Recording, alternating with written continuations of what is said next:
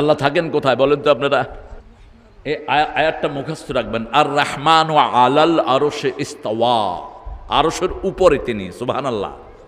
আরশের ভিতরে না, আরশের উপরে। আরশ কোথায়? ওকান আরশু আলাল মা, আরশ হলো 7 আসমানের উপরে, হাজার হাজার কোটি সাগরের চেয়ে বড় পানি আছে সেখানে, এই পানির উপরে হলো আরশ। এখন আল্লাহর আরশ কতটুকু, আরশ কতটুকু এটা মাথায় ঢুকবে না। কুরসি যেটা, ওয়াসিআ কুরসিহু সামাওয়াতি ওয়াল আরদ, কুরসি হলো যেখানে আল্লাহ পা রাখেন। এই কুরসি রাখতে আকাশও শেষ, জমিনও শেষ। এবার আরশ কত, আরশ কত আমাদের মাথায় ঢুকবে না। তবে রাসূল একটা আইডিয়া দিয়েছেন, 7 আকাশ 7 জমিন যদি আল্লাহর ডান হাতে রাখা হয়, 7টা সরিষার দানার মতো মনে হবে। আরো আস্তে কন্যা সুবহানাল্লাহ। সে আল্লাহ কত বড়। ইয়াওমা নাতবিস সামা কাতাইয়িস সিজিন লিল কুতুব, আল্লাহ বলছেন যে 7 আসমান 7 জমিন আমি কাগজের মতো এরকম ফোল্ড করে ফেলবো, এরকম দলা করে ফেলবো যে কোনো সময়। সুবহানাল্লাহ করতে ইচ্ছা করে না? আপনারা যেখানে বসে আছেন, এই পৃথিবীটা হলো আল্লাহর সৃষ্টির মধ্যে সবচেয়ে ছোট, সবচেয়ে ছোট। কত ছোট? একটা ছোট্ট তারার সাইজ হলো 13 লক্ষ পৃথিবীর চেয়ে বড় একটা ছোট তারা। এরকম তারা আকাশে আছে কোটি কোটি। সুবহানাল্লাহ করতে ইচ্ছে করে না? সেই আকাশ, এই প্রথম আকাশটা দ্বিতীয় আকাশের কাছে ছোট্ট রিং এর মতো, এত ছোট।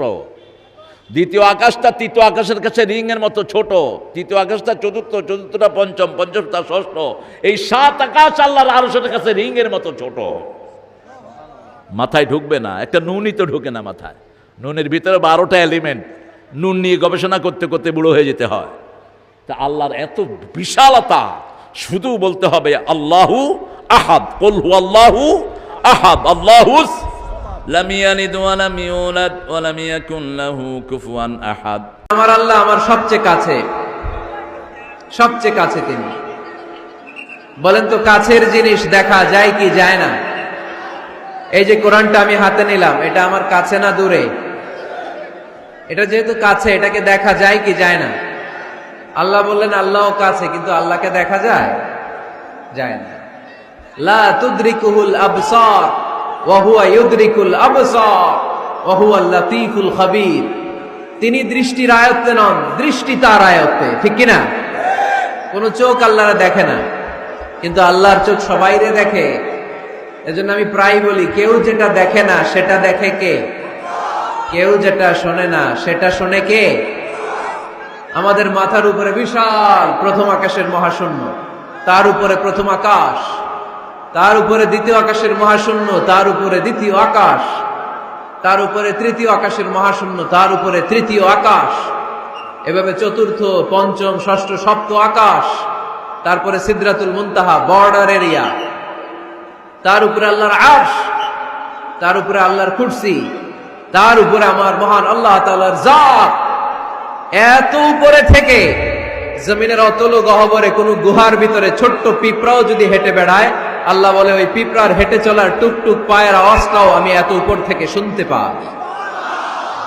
এজন্য কেউ যেটা শোনে না সেটা শোনে কে? তিনি এমন সত্তা, তাকে দেখা যায় না, কিন্তু তিনি সব দেখেন, ঠিক কিনা? কিন্তু তিনি আমার খুব কাছে। কত কাছে? আমার বাবা আমার যত কাছের, তার চেয়ে আমার বেশি কাছের আমার আল্লাহ। আমার মা আমার যত কাছে, আমার তার চাইতে বেশি কাছে কে? আমার স্ত্রী আমার যত কাছের, তার চাইতে আমার বেশি কাছের কে? এমনকি আমি আমার যত কাছের, তার চাইতে আমার বেশি কাছের কে? এজন্য রাব্বুল আলামিন বলেন, ওয়া ইযা সাআলাকা ইবাদি আন্নী ফাইন্নী করিব উজিবু দাওয়াতাদ দাঈ ইযা দাআন فَلْيَسْتَجِيبُوا لِي وَلْيُؤْمِنُوا بِي لَعَلَّهُمْ يَرْشُدُونَ। ও নবী, যখন আমার বান্দারা জিজ্ঞেস করে আমি আল্লাহ কোথায়, আপনি বলে দেন ফাইন্নী করিব, আমি কাছে, আমি দূরে না। তোমরা যদি আমারে ডাকো, আমি ডাকে সাড়া দিয়ে দেই। সুবহানাল্লাহ পড়েন। ডাকলেই যিনি সাড়া দেন তিনি কে? আল্লাহ বললেন তিনি কাছে। আরেক আয়াতে বললেন আমি সবচেয়ে কাছে। আল্লাহু আকবার। وَنَحْنُ أَقْرَبُ إِلَيْهِ مِنْ حَبْلِ الْوَرِيدِ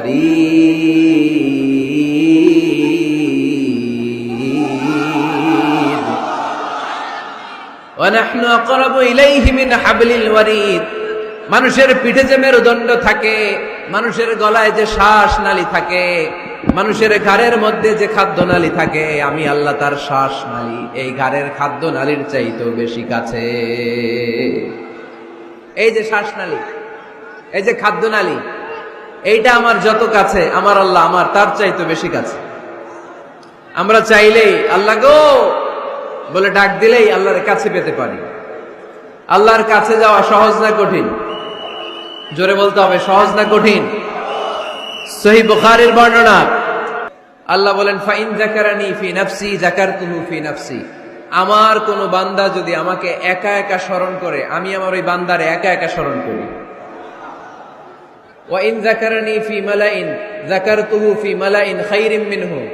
আমার বান্দা যদি আমাকে একা একা স্মরণ না করে, এরকম মহা সমাবেশে স্মরণ করে, আমি আল্লাহ আমার আরশের উপরে এর চাইতেও বড় সমাবেশ ফেরেশতাদেরকে নিয়ে তৈরি করে তখন আমার বান্দাকে মহা সমাবেশে স্মরণ করি। এখন আমরা মহা সমাবেশে আল্লাহকে স্মরণ করতেছি না? আরশের উপরে এর চেয়েও বড় মহা সমাবেশ করে আমাদেরকে স্মরণ করতেছে কে? ওয়া ইন তাকাররাবা ইলাইয়া বিশিবরিন তাকাররাবতু ইলাইহি যিরাআন। আল্লাহ বলে কোন বান্দা যদি আমার দিকে 1 বিঘত আসতে চায়, আমি আমার বান্দার দিকে 1 হাত এগিয়ে যাই। ওয়া ইন তাকাররাবা ইলাইয়া যিরাআন তাকাররাবতু ইলাইহি বাআন।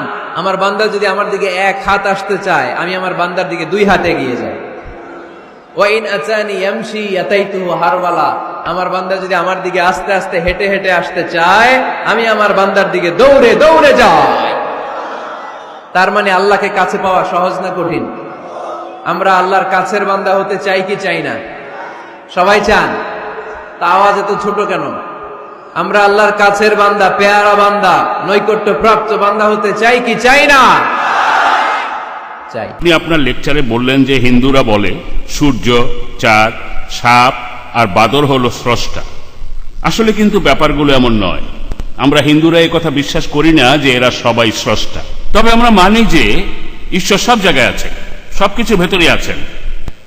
স্রষ্টা আছেন পানিতে, স্রষ্টা আছেন বাতাসে, আগুনে। ইসলাম কি এমনটা বিশ্বাস করে? না করলে কেন করে না? এখানে সমস্যাটা কি? ভাই, আপনি প্রশ্ন করলেন যে হিন্দুরা বিশ্বাস করে যে চাঁদ, সূর্য, গাছ এগুলো ঈশ্বর না, তবে ঈশ্বর সব জায়গায় আছেন। যেহেতু ঈশ্বর সব জায়গায় আছেন, সেজন্য সেগুলোকে পুজো করি। ইসলাম কি বিশ্বাস করে? পবিত্র কোরআনে বলা হয়েছে, আপনি যেদিকে মুখ ফেরান না কেন, আপনি দেখবেন আল্লাহ সুবহানাহু ওয়া তাআলাকে। আল্লাহ সব জায়গায় আছেন। এ কথার মানে কি? আল্লাহ কি সশরীরে উপস্থিত থাকেন? কোরআন বলছে আল্লাহ সব জায়গায় আছেন, তার মানে কি সশরীরে? আল্লাহ সব জায়গায় আছেন এ কথাটার মানে কি? শারীরিকভাবে? তাই যদি হয়, যদি শারীরিকভাবে হয়ে থাকে, তাহলে তো তাকে দেখতে পেতাম। কোন চোখ আল্লাহ সুবহানাহু ওয়া তাআলাকে দেখতে পায় না, শরীর নয়। আল্লাহর জ্ঞান সব জায়গায় রয়েছে। আল্লাহর জ্ঞান সব জায়গায় রয়েছে। আল্লাহ বিশ্বজগতের সবকিছু নিয়ন্ত্রণ করেন, তবে শারীরিকভাবে তিনি সব জায়গায় নেই। আর পবিত্র কোরআনে যুক্তিটা বলা হয়েছে, সূরা সূরার 11 নম্বর আয়াতে উল্লেখ করা হয়েছে, লাইসা কামিসলি শাই, তার সাদৃশ্য কিছুই নেই। কোনো কিছু আল্লাহ সুবহানাহু ওয়া তাআলার মতো নয়। এখন আপনাকে বলি, যখন আপনি সূর্যকে পূজা করেন, তার মানে কি শুধু সূর্যই ঈশ্বর, তার কোথাও নেই? আপনি যখন বললেন যে ঈশ্বর সব জায়গায় আছেন, আচ্ছা তর্কের খাতিরে আমিও মেনে নিলাম, তাহলে তো ঈশ্বরের ছোট্ট একটা অংশের পূজা করছেন। যেমন গাছ, পুরো বিশ্বজগতের তুলনায় খুবই ছোট্ট জিনিস, একটা বিন্দু। তার মানে পরোক্ষভাবে আপনি বলছেন যে ঈশ্বর খুবই ক্ষুদ্র, শুধু গাছের মধ্যেই, শুধু সাপের মধ্যেই। আর তাই যদি উপাসনা করতে চান, তাহলে সত্যিকারের এক ঈশ্বরের উপাসনা করুন। তার জ্ঞান সব জায়গায় আছে, তিনি সব জায়গায় উপস্থিত আছেন, তবে শারীরিকভাবে নয়। আশা করি উত্তরটা পেয়েছেন।